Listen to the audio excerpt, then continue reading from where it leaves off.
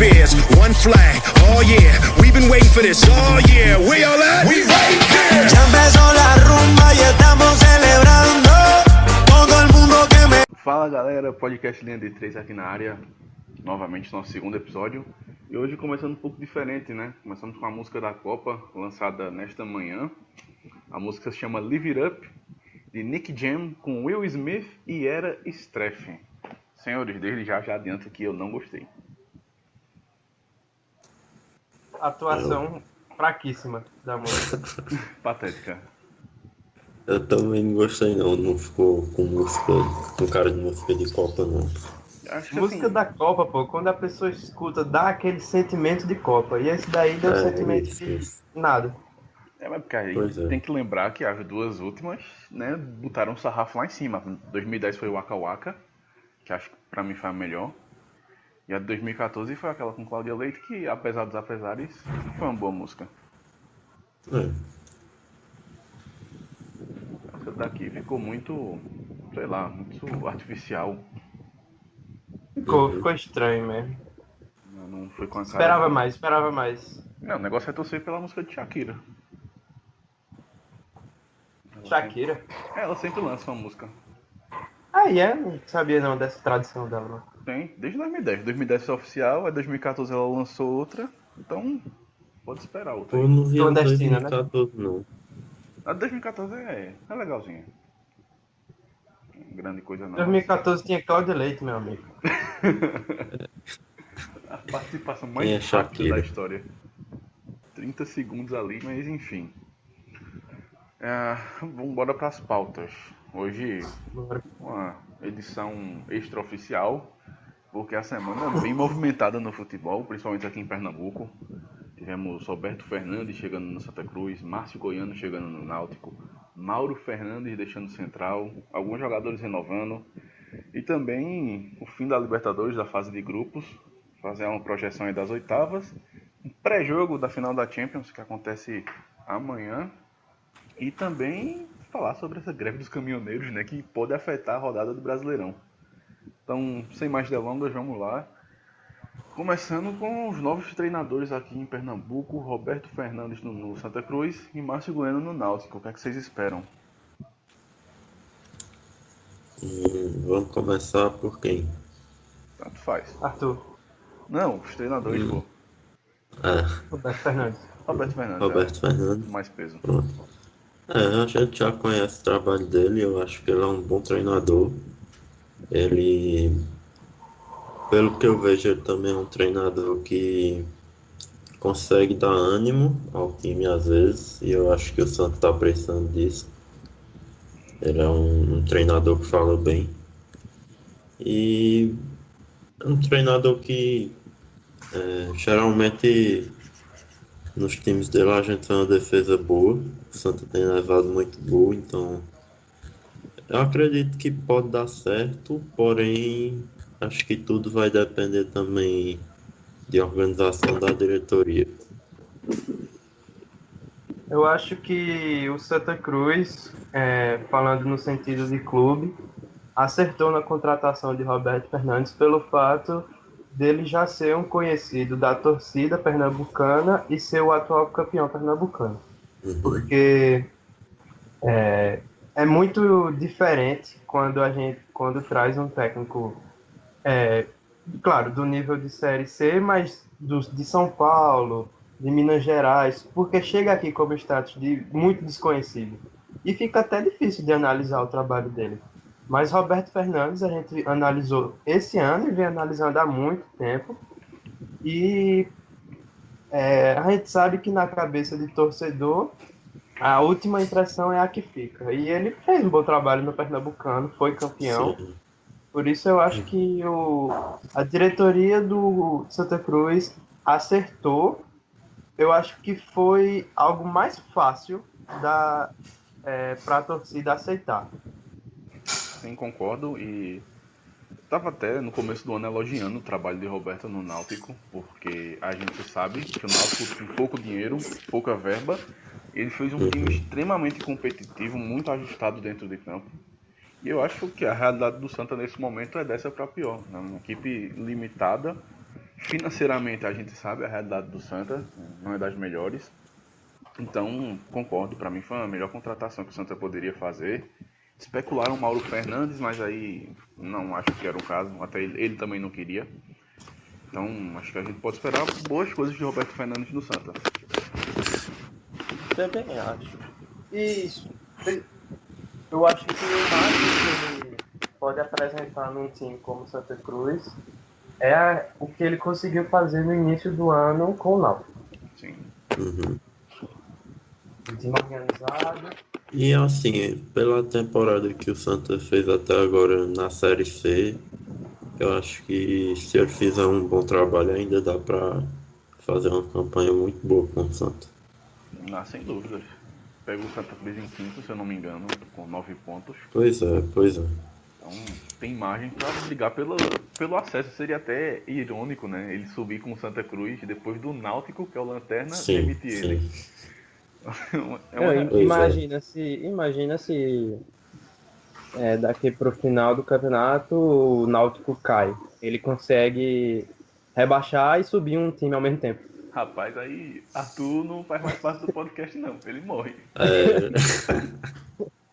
Porque, querendo ou não, se o Náutico cair, grande parte da culpa vai ser atrelada a ele também. Sim. Por causa do mau início. Né? Em parte. A diretoria. Mas vão lembrar. Vou lembrar. Verdade. O início foi muito mal. Mas aí entra aquela entrevista que Arthur mandou em off, né? De Dudu, foi Arthur? Isso. Aí ele dizendo que faltava ao time garra e vontade, ou seja, os jogadores também não ajudam. Pois é. E dentro de campo a gente percebe quando um jogador tá jogando com vontade, né? E no Náutico a gente vê que não são todos os jogadores que estão dando tudo ali. Sim, parece que aparentemente, né? o Pernambucano acabou, mas o Náutico continua lá. Isso. Aí, já que a gente tá falando de Náutico, já entra em Márcio Goiano. Admito que não conhecia o nome dele. Também não. Fiquei surpreso. Também não.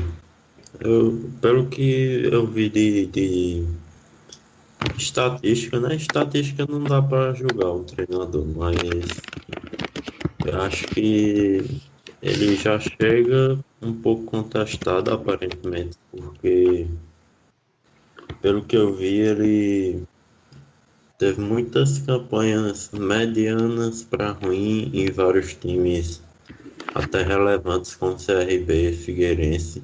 Sim. Se eu não me engano, Avaí também. Mas enfim, ele espero que dê certo, né? Não dá para julgar ainda, porque eu pelo menos não conheço o trabalho dele. Então vamos esperar para ver o que ele pode propor aí pro Náutico. Mas estatisticamente acho que ele já chega contestado. Chega com a pressão de ter que fazer uma boa campanha. Eu também estava pesquisando sobre ele, né, para conhecer um pouco mais.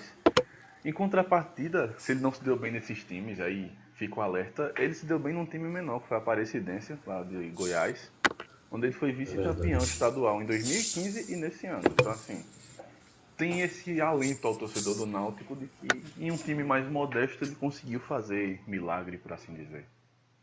Uhum.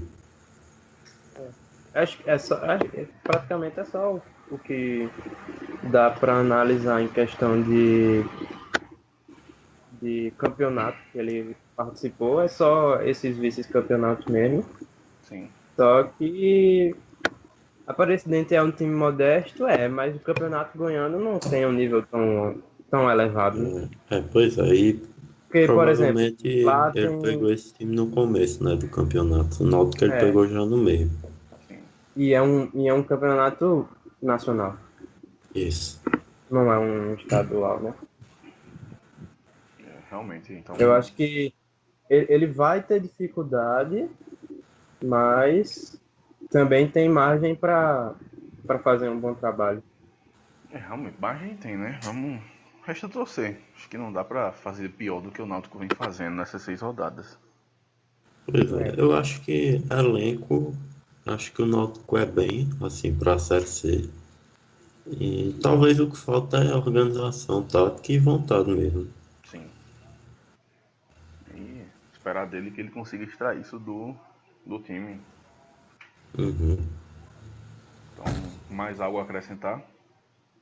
Não, eu acho que o principal dele é organizar o time. Não precisa mudar totalmente o estilo de jogo, não precisa fazer tanta mudança, não. O principal mesmo é organizar o time em campo, porque elenco a gente sabe que o Náutico tem mais do que a maioria dos times na Série C.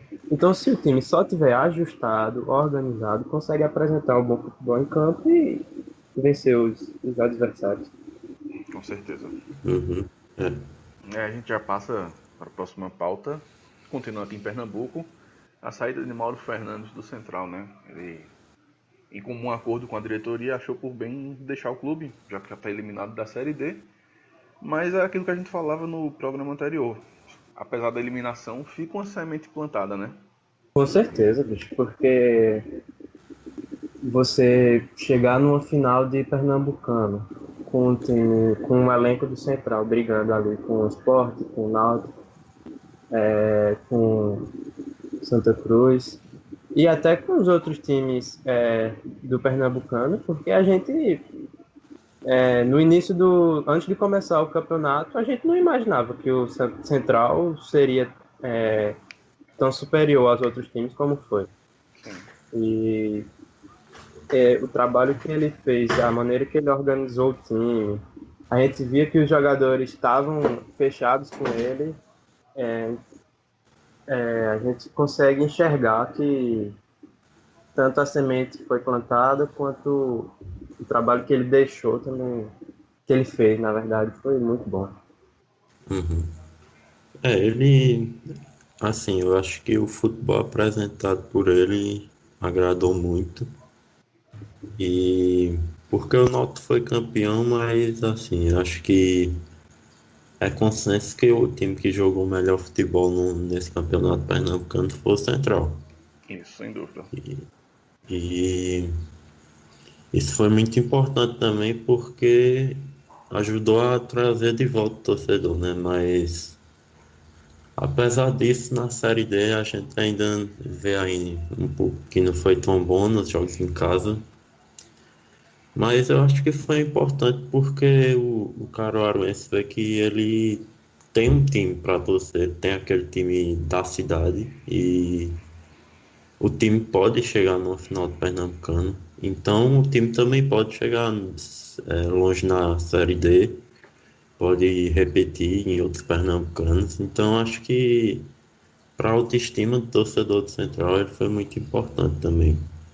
E aí Arthur falou tudo, né? Para a autoestima do torcedor do Central, que vinha muito machucada. As administrações anteriores deixaram feridas. E aí eu concordo, né? E aí fiquei sabendo, conversando com um dos diretores, que Mauro quer voltar para o Central ano que vem. A diretoria quer Mauro. Então é aquela saída com gosto de até logo, né? Deve voltar. E também alguns jogadores querendo renovar, né? Jogadores fundamentais como Kipapá, Eduardo Herê, Fernando Pires e Júnior Lemos. Então, assim, a projeção para o Central é uma projeção boa. 2009 é o ano do centenário e vem Copa do Brasil. Então, se Mauro voltar, acho que a semente deve começar a brotar, a germinar. E a gente deve ver um Central resgatando a sua imagem. E como acho que Mauro Fernandes teve a capacidade de tirar esse peso das costas dos jogadores, porque assim como o torcedor estava machucado, os jogadores também sentem isso em campo.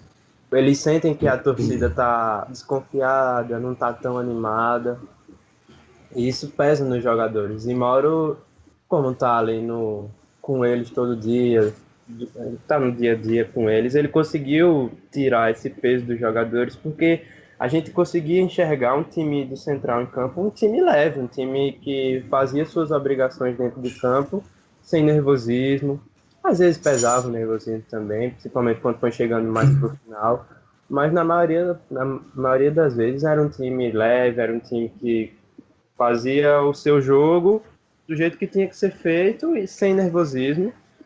batendo de frente com o trio da capital. Então, Mauro Fernandes, apesar de sair eliminado da Série B, sai de cabeça erguida e com certeza com um aplauso de 99% da torcida. Sim, sem dúvida. E se eu não me engano, o Sangral só perdeu um jogo, né, para os três grandes, que foi justamente o segundo jogo da final, né, e jogando melhor, né? Sim. Depois de ter tomado os 2 gols, a equipe mostrou um poder de reação, aquela bola na trave, meu amigo. Eu acho que Sport Central na ilha. Acho que o Sport ganhou, não? Não foi nada não teve jogo ainda Não, não. não. Ah, não foi. Se eu não me engano, verdade, se foi. eu não me engano, o Central só Foi perdeu só- esse jogo e contra um time do interior, que eu não lembro. Foi, Vitória é verdade. na arena. Isso. Contra o E Sport, até na final só veio perder no segundo jogo. sim, contra o Sport empatou o primeiro jogo aqui, 1-1, e venceu na semi. Isso, foi. Os 2 jogos foram no Lacerdão. Sim. Um bom trabalho de Mauro Fernandes. Resgatou a estigma do torcedor centralino. Há muito tempo a gente não vê o Lacerdão com um bom público, né? Sim, a gente, principalmente você, eu que não estou morando mais em Caruaru, percebi, acho que vocês mais ainda. Até o pessoal que, sei lá, fazia 5 anos, 4 anos, 3 anos que não ia pro Lacerdão, foi nesse campeonato. Com certeza. Acho que gente que nunca foi, na verdade, até. Pois é. E a Porque conseguiu sentir orgulho do time. com certeza. A gente via nas ruas a movimentação, né, Arthur? E assim, de bandeiras vendendo por todos os lados. Todo mundo Pois é. falando dos jogos, né? O Central vai jogar hoje contra o Salgueiro, já tinha certa movimentação. Então, a cidade viveu um clima único. É um clima de jogo mesmo que a gente não estava tão acostumado a ver nos últimos anos, né? Sim, E a gente sabe que, como é o torcedor brasileiro, né? Principalmente dos times que disputam as divisões mais baixas, a gente sabe que o torcedor ele cobra muito uma boa atuação para poder estar ali acompanhando o clube. E assim, não só pela campanha, acho que Mauro também ele conseguiu mostrar que o Central, mesmo com as limitações, é um time que pode demonstrar futebol bom e bater de frente com os times grandes. sem dúvida. Então, acho que pro ano que vem dá para imaginar um Central ainda mais forte, né? Diretoria pagando em dia. Se Mauro voltar, é a continuidade de um trabalho que há muito tempo eu não vejo no Central. Acho que desde que eu frequento o Lacerdão não me lembro disso. Então, Uhum. projeção pro Central eu acho que é a melhor possível, depois de anos sofrendo. E também os jogadores, né? A gente não pode colocar tudo na conta do Mauro também, não. Acho que os Com jogadores certeza. também são importantes. E se eles conseguirem se manter para 2019 também, manter a base ali da equipe também vai ajudar muito o Central a vir forte 2019. E aí já entra as renovações, né? Que Papá, Eduardo Irei e Fernando Pires já mostraram interesse em renovar. Serão emprestados para algum clube da Série B nesse ano. Isso é muito bom. Né? Pelo que eu fiquei sabendo, provavelmente deve ser o CSA. Então, assim, vai se manter em um nível competitivo. E quando voltar pro Central, volta bem forte. Eu acho que a torcida, a diretoria, melhor dizendo, do Central, fez a melhor opção possível que tinha em questão de negociação de jogadores, que era emprestar para um time que está atuando, Série B, atuando num nível acima, atuando frequentemente. Os jogadores não vão ficar mal fisicamente, não vão perder ritmo de jogo, e quando voltarem, vão disputar o Campeonato Pernambucano num nível bom. Sim, sem dúvida. E querendo ou não, ganham visibilidade na Série B, né? Então dá, quem se jogarem bem, que Papá é um grande zagueiro, dá pra vender por um bom preço. Também. Acho que esses jogadores, tranquilamente, eles têm nível para jogar pelo menos Série C. Assim, eles estão acima do nível da Série D, na minha opinião. Concordo. Principalmente o Danilo que Papá que mostrou um zagueiro muito bom. Uhum. Projeção central é boa. Falando em projeção, e aí a gente já entra na nossa terceira pauta. Fim da fase de grupo da Libertadores, né? E aí algumas surpresas, né? Com Racing, Flamengo, Independiente, Boca Juniors e Estudiantes. Essas equipes terminaram em segundo. E aí a gente começa a fazer projeções para as oitavas. Lembrando a todos que o sorteio não tem restrições, ou seja, pode cair brasileiro contra brasileiro, ou um time que pegou, exemplo, Corinthians pode pegar o Independiente de novo. Senhores, o que é que vocês esperam? Fiquei muito animado quando eu vi os 2 potes. Com certeza. Acho que Eu essa também. foi sensação geral. E principalmente pelo fato de que só tem a possibilidade de ter um jogo Brasil-Brasil. Só tem o Flamengo no pote 2. Sim. Eu Realmente. particularmente não gosto quando tem 2 times do mesmo país, assim, ou numa Sul-Americana ou numa Libertadores. Engraçado que eu não sinto isso na Champions League, mas na Libertadores eu acho meio sem graça. Só que a gente só pode ter um jogo e também fiquei animado pelo fato de que Brasil e Argentina vai rolar solto. Vão se comer. Vão se comer no pau. Uhum. Acho que o Brasil sai um pouco favorecido porque a temporada da Argentina acaba no meio do ano e muito time vai se desmontar, mas ainda tem time aí que vem forte, que vai conseguir manter o elenco.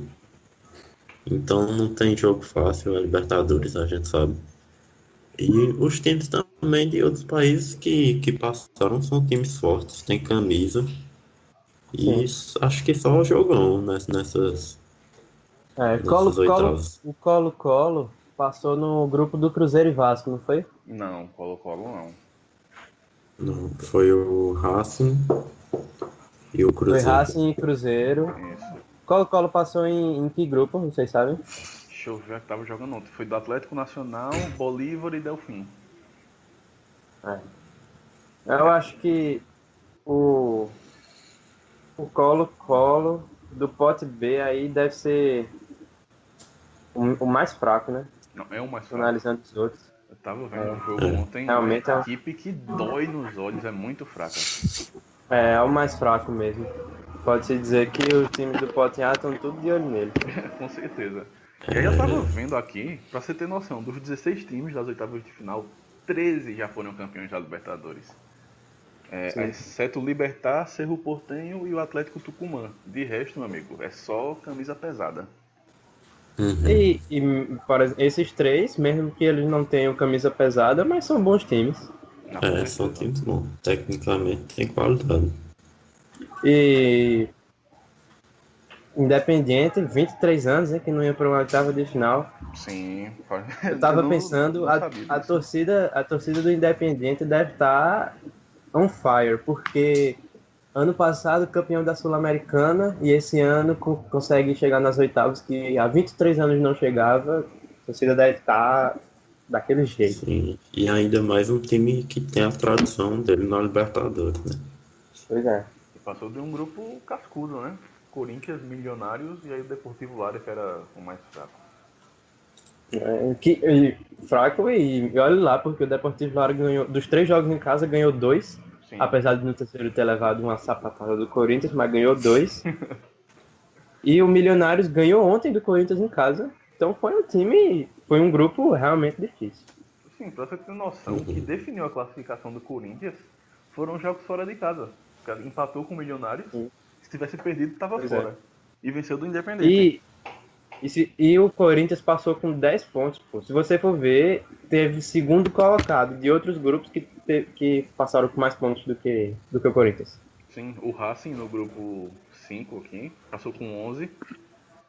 Pois é. O Porteño passou com 13, então assim, foi um grupo muito equilibrado esse do Corinthians.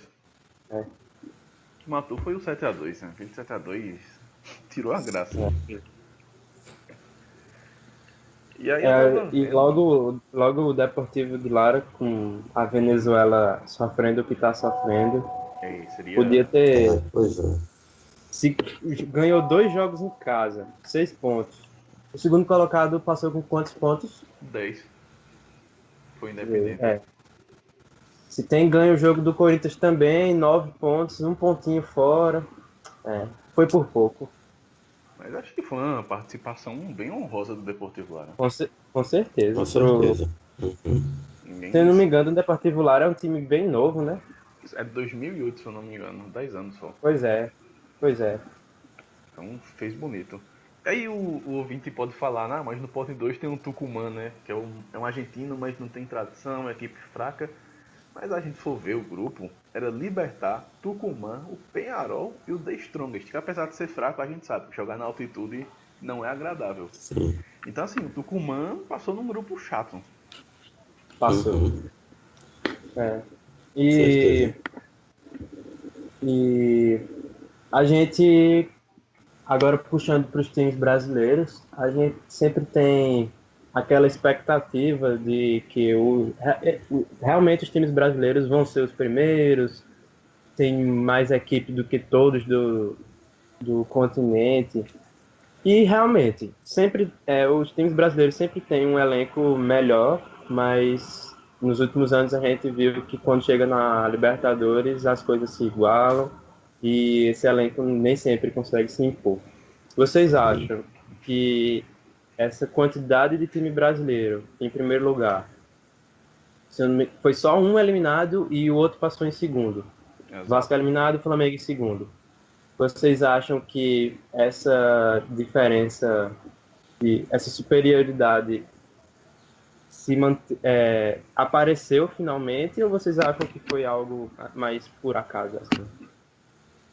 Arthur, pode falar. Rapaz, eu acho que a Argentina hoje em dia já dá pra dizer que vários times têm o nível dos grandes times brasileiros, tranquilamente. E eu acho que por grupo, né? Não que os grupos tenham sido fáceis, mas os times acabaram se dando melhor e tem times brasileiros aí que estão jogando futebol muito bom. Acho que a única participação que a gente pode dizer que não demonstrou um futebol bom, assim, muito bom, foi o Vasco. Uhum.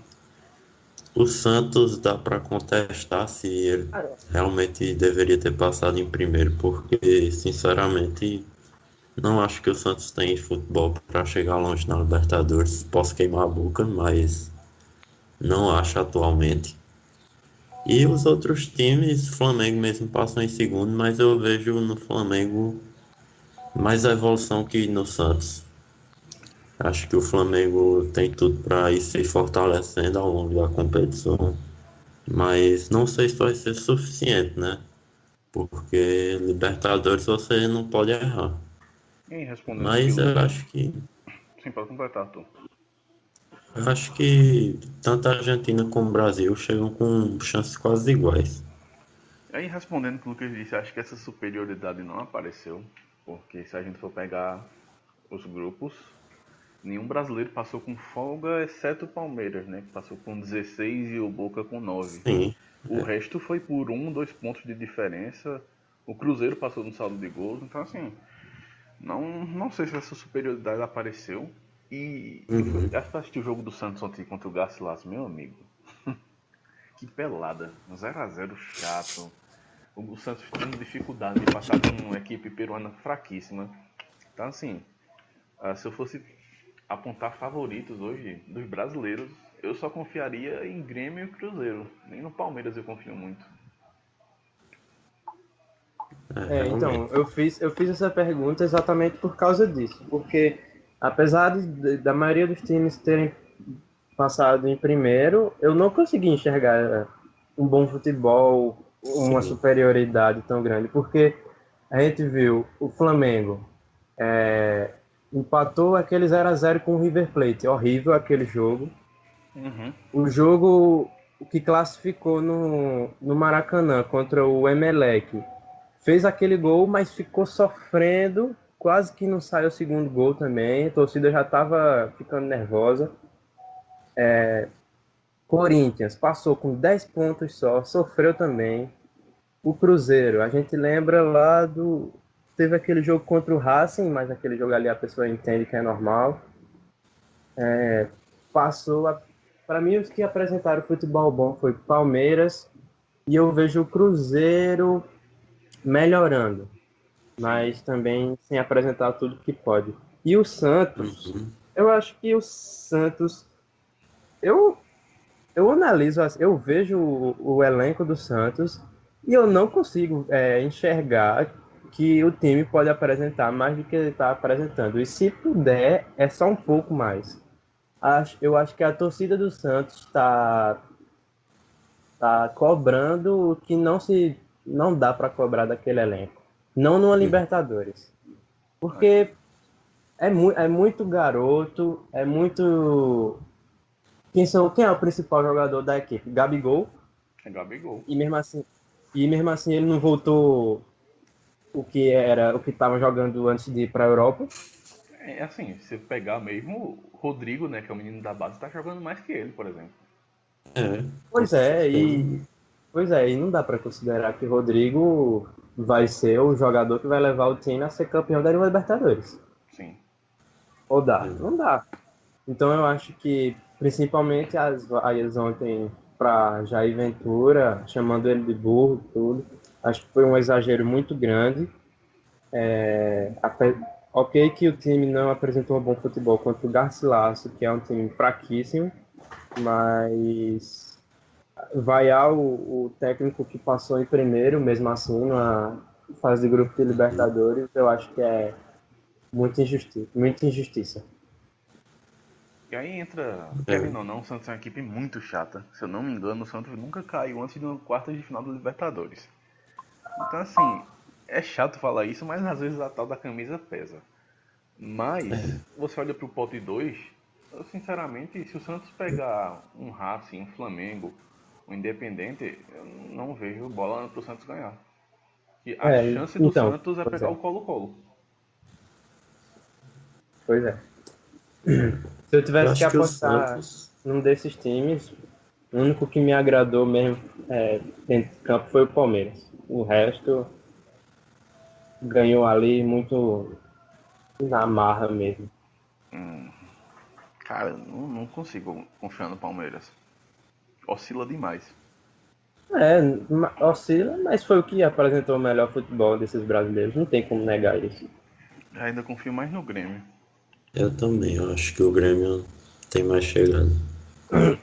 Mas pegou um grupo mais fácil, pô. Isso é, mas assim, acho que o Grêmio tem sido um time constante desde muito tempo Sim, e, na minha opinião, ele ainda é um dos favoritos para essa Libertadores. concordo. Acho que não... Até porque já é campeão, já tá testado, É isso. sabe como passar, então Agora, a gente sabe a dificuldade que é um time ganhar a Libertadores 2 anos seguidos, né? realmente, assim, não lembro, vou até pesquisar pra ver se eu. Eu não sei nem se teve, eu acho que. Mas eu acho que o Grêmio tem grande chance de conseguir isso. Agora, assim, o Santos eu acho que realmente não empolga, não. Acho que tem que jogar futebol pragmático, não consegue se impor a vários desses times aí do pote 2. Acho que não chega longe, não. Sim, a gente tá comentando sobre ter uma possível superioridade, mas acho que é consenso da gente aqui que não existe isso, porque os times do pote 2 também são muito fortes. Sim. Uhum. A gente tem Boca Juniors, Independiente, o próprio Flamengo, é um pote O Racing bem... O Racing, é uma equipe bem pote chato. gata. Eu tava vendo aqui, Arthur, a última equipe que foi bicampeã foi o Boca Juniors em 2000 e 2001. Faz Sempre. muito tempo. E poucas equipes conseguiram isso. Independente conseguiu até mais, é tetra, entre 72 e 75. Estudiantes 69 e 70 e o Santos de Pelé 62 e 63. De resto ninguém nunca mais conseguiu. Então, é um A negócio gente... difícil, é ingrato. Vê se tu consegue conferir para mim aí. Santos foi campeão com Pelé em 2003, depois só voltou a ser campeão em 2011 com Neymar, ou teve algum nesse período? Isso mesmo, 62, 63 e 2011. E teve um vice em 2003. Vê. 62, 63. Pelé leva o título para Santos. 2011. Neymar leva o título para o Santos. Aí esse ano querem colocar na conta de Gabigol, de Rodrigo. Eu acho que eles estão muito abaixo. Pois é. Não, A Rodrigo- torcida do Santos tem que entender a situação, pô. Sim. Pois é, pô. Até Aquela 2003. equipe do Santos, pô. 2003 tinha Aquela Robinho equipe- e Diego. Pois tem um é. time bom, Aquela tem um equipe, time bom. aquele time do Santos tinha Neymar. O lateral direito era Danilo, tá na seleção brasileira. O lateral esquerdo era Alexandre, da Juventus. Então, Tinha Ganso jogando no fino da bola. Pois Ganso. é. Era- André jogando muito Eu acho que também. tava Sim, tinha André. na de 2011, eu acho que era Elano, acho que Robinho não tava, quem tava era Elano. Sim, era lá. Pois é, Era um então- time muito bom, era cascudo, mas também tinha um moleque bom de bola.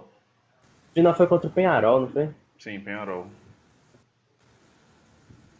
Era um time bem superior ao que o Santos de hoje. A não ser que Jair Ventura consiga extrair desse time aí o que a gente não consegue enxergar. Mas aí tem que lembrar que agora é outro campeonato, né? Mata-mata não precisa com necessariamente jogar certeza. bem. Agora é Pois é. Pois é. que joga pelo 1x0 e Corinthians é clássico nesse. E convenhamos que era o que ele fazia no Botafogo, né? Ele aí Uhum. é realmente bem lembrado. Ele sabe trabalhar nesse mata-mata. E aí, se o sorteio for muito grato com a gente, existe a possibilidade de dar 6 Brasil e Argentina, né? Seria apoteótico. Uhum.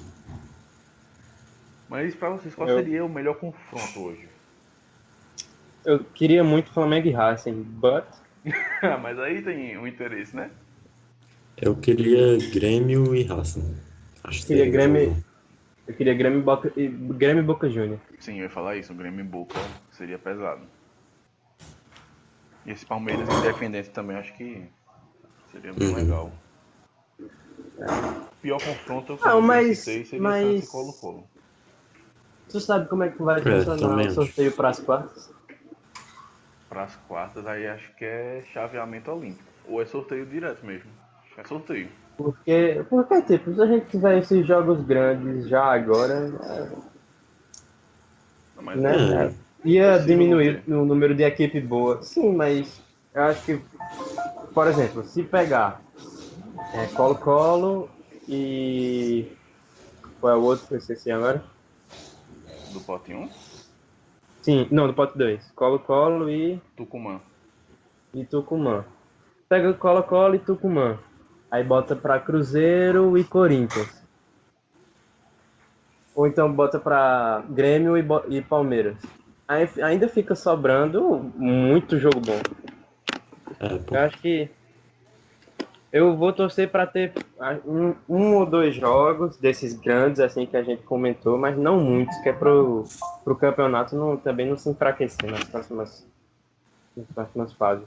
E aí eu tô torcendo. Admito, eu tô torcendo pra o Flamengo pegar um brasileiro, pra morrer um dos dois logo. Eu sou desse. Eu não quero o Flamengo e brasileiro chegando Santos. longe não. Pronto, Flamengo e Santos seria ótimo. Até porque só morreu um, né? Mas esse daí já entrou morto, né? O Vasco que ninguém esperava. Pelo amor de Deus. Caiu de paraquedas. Realmente, realmente. Aí bota na conta da Conmebol que fez esse absurdo de botar 1000 vagas pra gente. Pois é, pô. Pois é, quase um pote inteiro é só brasileiro. Aí é ridículo, pô. Você pegar, são 6 brasileiros, 6 argentinos, 2 paraguaios, um colombiano e um chileno. Então assim, ficou Pois é. Brasil e Argentina praticamente. Ficou. Exatamente. Campeonato Brasil e Argentina. E assim, você pode até dizer que os outros países não têm um futebol tão forte, mas o Uruguai tem uma tradição. Sim. Tem vários países aí que poderiam ter mais vaga, pô. E falou do Uruguai, e o Nacional perdeu a vaga aos 44 do segundo tempo contra o Estudiantes. Né? Tava perdendo por 2-1, mas passando, e aí toma um gol de pênalti e aí merece ser eliminado, sinceramente. Realmente. Tá parecendo, sei lá, Taça Rio São Paulo com Minas Gerais de convidado, tá ligado? Sim, a tal da primeira liga. Realmente. Liga que ninguém lembra dessa porra, mas enfim. Agora assim, o Atlético Tucumã, a gente fala que ele não não chega tão forte, mas se você parar pra ver, provavelmente é a primeira vez que o time chegou na eliminatória de Libertadores. Sim. E acho que chega muito empolgada, a torcida vai estar em cima, a gente sabe a torcida argentina como é. Então acho que até o Tucumã apresenta um certo perigo, né? Principalmente porque a gente tem a tendência de subir no salto, né? A imprensa mesmo Pois é. vai botar o Tucumã como um adversário ideal, mas é bem lembrado isso. Não. Pois é. Eu acho que os 6 brasileiros e os 6 argentinos têm ali duas possibilidades de chegar longe. As exceções são os dos outros países mesmo. Sim. Eles sim, se conseguirem chegar longe, para mim vai ser surpresa. Os outros 12 não. Cara, eu não sei se seria surpresa o Libertad e o Atlético Nacional chegarem longe. Jogaram bola. Eu também acho. Mais alguma coisa da Libertadores? Boca Não, acho que é Juniors. isso. Vai cair Boca Juniors e Corinthians. Crava aí. Rapaz, a Comebol não faz isso não. Já Vai cair Boca Juniors e Corinthians. Crava aí. Não, vai não. E aí, torcedor do Corinthians, Ave Maria. Começar a bater o medo de 2013.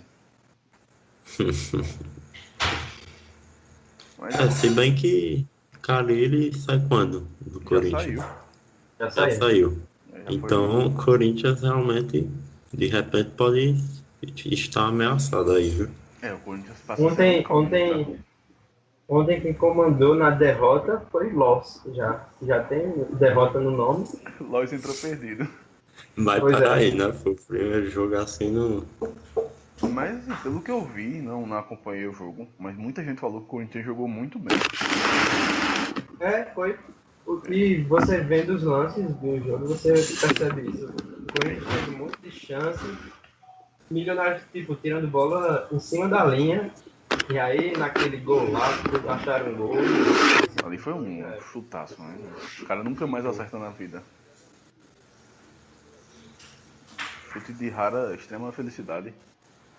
Então é isso, né? Os Libertadores viram Brasil e Argentina e aí a gente pode esperar grandes jogos daqui pra frente. Falando em grande jogo, né? Aí é o jogo da semana que todo mundo tá esperando pra ver. Real Madrid e Liverpool, amigos. Final da Champions League. Isso é Palmeiras e Sport. Aí, vamos com calma, né? O que vocês esperam dessa final? Eu espero todos os holofotes em Cristiano Ronaldo e Salah. Todo mundo fazendo as suas comparações. Mas também vejo uma Champions League ofuscada por causa da Copa, como eu tinha comentado no primeiro podcast. Eu vejo ela bem ofuscada, eu vejo muita gente já com a cabeça na Copa, e apesar de que todo mundo vai parar para assistir esse jogo, acho que não vai ter tanta atenção, tanta importância, pelo menos eu estou sentindo isso. Uhum. Mas falando do jogo em si, acho que vai ser um jogaço pelo fato de que o Liverpool não consegue, acho que não consegue, né? Porque é o estilo de Klopp, ele não coloca o time para jogar atrás, ou não coloca o time para jogar esperando. Eu acho que o Liverpool vai entrar para cima e o Real Madrid também vai entrar para cima. Então vai ser bom jogo. Rapaz, eu sinceramente tô na dúvida se a defesa do Liverpool consegue aguentar o Real, porque a gente sabe que defensivamente o Liverpool não é esse time todo, né? Mas o que eu acho que vai acontecer é o Liverpool jogando em cima, pressionando o jogo todo, para evitar o Real de chegar na defesa deles. E acho que vai ser um jogão. O Liverpool em cima, o Real vai ter que pressionar também, porque a gente sabe que o Liverpool tem um ataque muito veloz. E acho que vai ser jogão. Acho que talvez o Liverpool seja menos favorito por causa dessa questão da defesa. Acho que o Arthur falou tudo, né? A defesa do Liverpool, pra mim, não me passa tanta confiança. Principalmente quando a gente olha que quem vai marcar Cristiano Ronaldo é Alexander Arnold. Então assim, é um moleque e eu não sei se ele vai aguentar não. Mas espero um grande jogo de futebol. Muitos gols, né? São duas equipes extremamente ofensivas. E aí eu acho que o favoritismo é inevitável estar com o Real Madrid. Tentando fazer história há muito tempo que alguém não conquista 3 vezes a Champions. Se eu não me engano, o último foi o próprio Real Madrid, né? De Stefano. Não sei. Vou até buscar aqui. Apenas de vista. E aí, eu acho que na era moderna nenhum time conseguiu, né? Realmente, acho que de cabeça não me lembro. Até E pode falar, Lucas.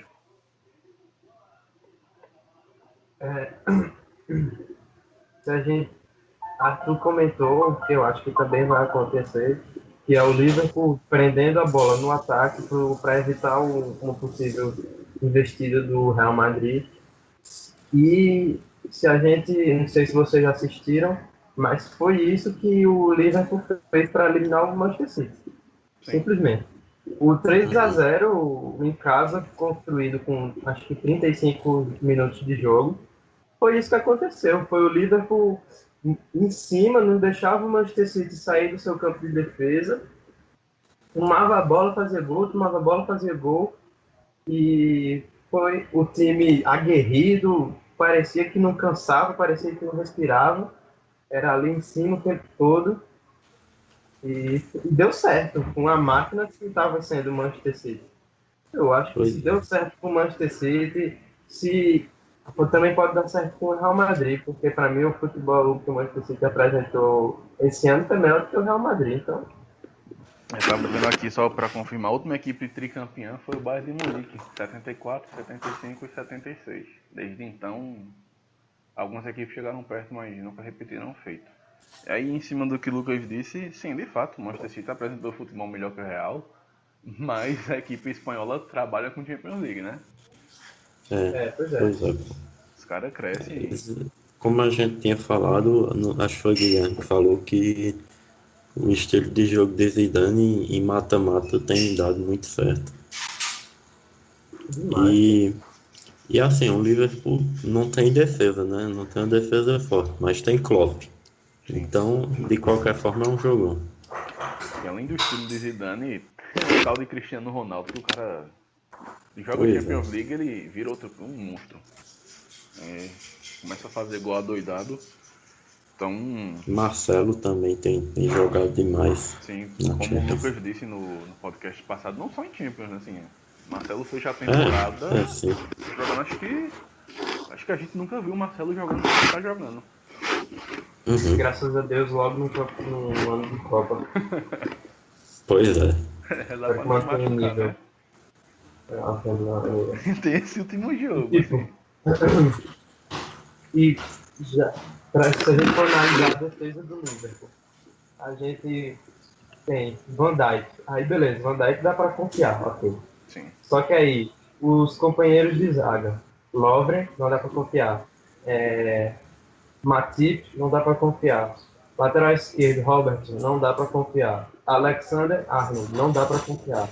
Os goleiros, Karius e Mignolet, também não dá pra confiar. Então, é algo que realmente pode pesar a defesa, mas se Klopp conseguir ajustar, eu acho que, apesar de ser bem arriscado, isso de manter o time lá na frente pressionando, é muito arriscado, mas eu acho que eu sendo Klopp, eu faria isso de novo, porque se deu certo com o Manchester City, pode dar certo com o Real Madrid. Na verdade, acho que a chance do Liverpool ser campeão passa basicamente por aí, né? Se for se recuar, esperar o Real Madrid jogar, meu amigo, lascou. Eu acho que se a gente... A maioria do pessoal, principalmente quem não acompanha tanto, acha que pelo Liverpool não ter o favoritismo e não ter uma equipe tão forte quanto a do Real Madrid, vai entrar para segurar, vai entrar recuado, mas a gente sabe que o Klopp não é bem assim. Sim, com certeza. Eu acho que, na verdade, se o Liverpool entrasse recuado, aí era que o jogo desandava mesmo. Sim. Eu acho que a gente vai ver esse Liverpool atacando mesmo. Sim. Porque eu nunca vi o Klopp botar um time para entrar defensivo de início. Os times de Klopp, eles ficam retrancados, defensivos, durante o jogo. Principalmente quando já se consegue um placar. Mas de início eu nunca vi, eu acho que... Realmente, acho que o Liverpool tende a ir pra cima pra... O negócio é fazer um gol primeiro que o Real Madrid, né? Fazendo esse golzinho, o jogo muda. Sim, sim. E o Liverpool tem histórico de time copeiro, né? Sim, Era o que eu tava dizendo quando minha internet caiu. Que basta lembrar daquela final, acho que 2005, contra o Milan. sim, 2005. Ali é o exemplo mais claro. Depois daquilo, acho que o Liverpool cria aquela tradição, né, de time copeiro. Inclusive, a final da Champions de 2020 vai ser naquele estádio de Istambul, confirmaram ontem. Então, seria insano ver o Liverpool voltar pra lá. Histórico. Aquela final acho que foi uma das maiores finais da história da Champions. Também Que acho. jogo. Acho que a única assim, que se equipara a ela é a de 99, Manchester e Bayern de Munique, que Ferguson fez milagre.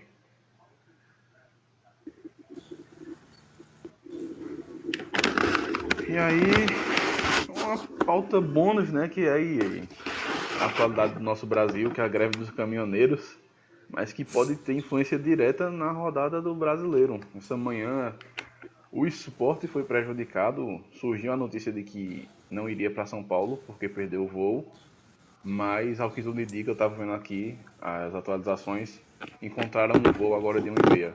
Mas isso aí pode atrapalhar a rodada do Brasileiro, hein, rapaz? Sim, e eu tava pensando ontem se chegar até alguma rodada paralisada totalmente, eu acho que os times que trocaram de técnico vão aproveitar muito, pô, porque o cara acaba de chegar, aí já tem uma semana para trabalhar, aí cancela o jogo, o cara tem outra semana para trabalhar, vamos dizer. Uhum. Isso pode influenciar muito no brasileiro. Sim, sem dúvida. Também pode, mas também pode prejudicar na questão do calendário, né? Porque a Com gente certeza. a gente já se prejudica com a Copa. Já vai dar aquela atrasada mínima. E a gente, pelo menos a Copa não atrapalha tanto, assim. Mas se juntar o atraso da Copa com um possível atraso com essa greve, o calendário quando voltar vai estar daquele jeito. Pelo que eu vi, a CBF confirmou com a Gol que pelo menos os voos dos times estariam confirmados, né? Mas, vindo da CBF, eu nunca confio muito, não. E pode... Falando em CBF, a CBF já fazendo merda de novo, né, bicho? Com o negócio da lista dos suplentes. Sim, meu Deus, inacreditável isso, cara. Beira o amadorismo. Foi, pô, até a Conmebol, pô, fez as coisas direitinho e a CBF não. Daí você tirar, até a Conmebol fez. Mas quando eu vi Pois aquilo, é. é ridículo. E prejudica equipes grandes, né? O Grêmio com o Luan, São Paulo de Rodrigo Caio, o Palmeiras com o Dudu, que pra mim foi uma surpresa. Eu não colocaria Dudu nessa lista. Mas Pois é, bicho, é realmente espantoso como a CBF consegue se superar para pior. E muito provavelmente esses jogadores não vão entrar em campo nesse final de semana. Realmente não entra, né? Assim, Por causa disso. é espantoso. E a CBF também não quer divulgar a lista. Aí não tem mais pra quê. Já tá atrapalhando, não divulga. Eu não entendo por que não divulgar essa lista. Todas as seleções divulgam, né? Assim, a gente pega sempre 35, 28, 29, 27, só aqui que tem essa frescura. Pois é. É realmente espantoso o amadorismo da nossa confederação. Não, e vinha a CBF nesses últimos tempos vinha com apesar dos acontecimentos políticos, de quem comandava lá. Pelo menos a gente via uma organização, a gente via os jornalistas lá dentro mostrando as coisas, a gente via a convocação e tal. E aí quando a pessoa pensa que, sei lá, tá melhorando, tá ficando tudo bem, aí faz uma merda dessa.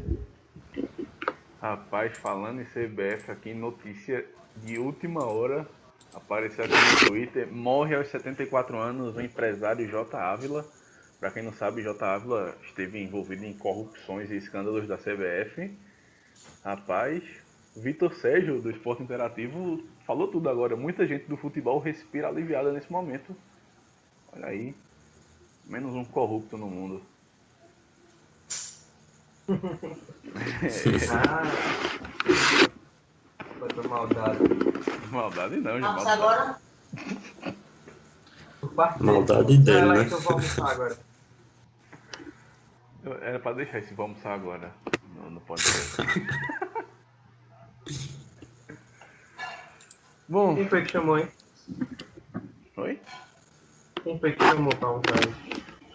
Foi aqui. Foi a tua, é tu. Eu tô anotando um Ah, minuto mas pra é- ficar mais fácil de cortar, porque senão tem que escutar tudo pra cortar. Aí é foda. É, oxi, me esqueci de anotar um minuto, fiquei lá.